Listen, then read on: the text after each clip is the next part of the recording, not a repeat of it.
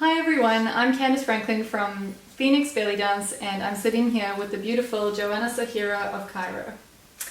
Thank you for having me. I'm very happy to be in New Zealand. So this video that you're watching is videotaped in New Zealand, in Auckland, and we just finished the most amazing weekend with workshops, lecture, show, and a lot of laughter.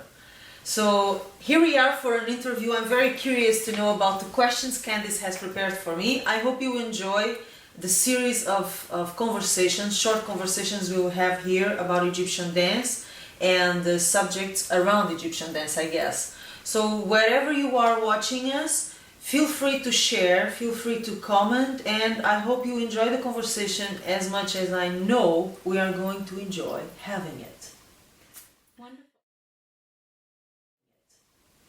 Wonderful. Okay, let's start with the first question. So, Yes. the obvious one. What drew you to Middle Eastern dance?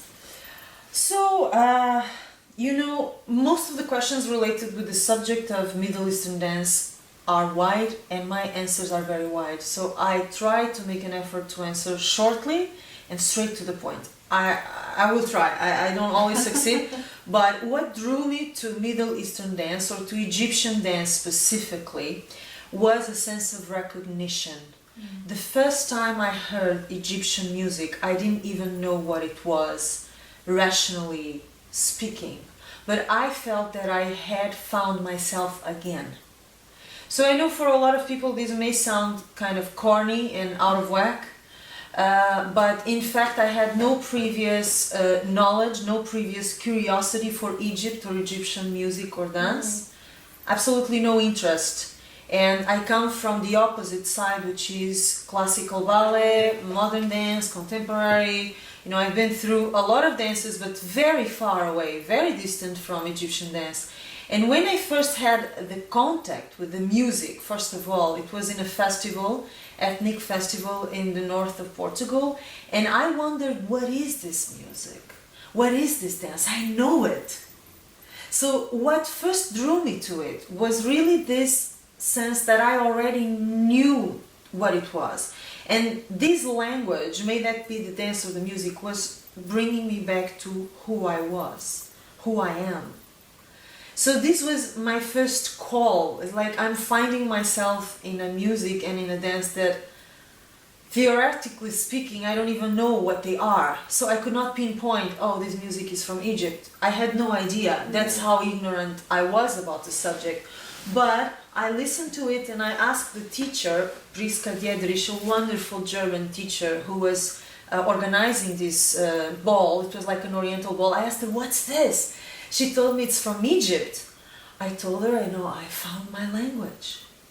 This is me. I know this music. I know this dance. Wow.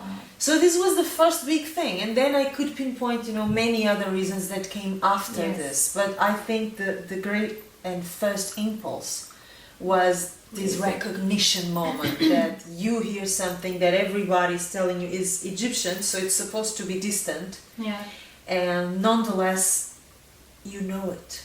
You're just remembering it. So that night, people were dancing in a circle, and I just joined the circle with the friends that were with me. And I was starting to move and everything was coming back to me. I was starting to remember everything. So it was a very strange, beautiful process. And from that point on, I just wanted to go deeper and deeper and deeper into it, because by doing it, I was going deeper into myself.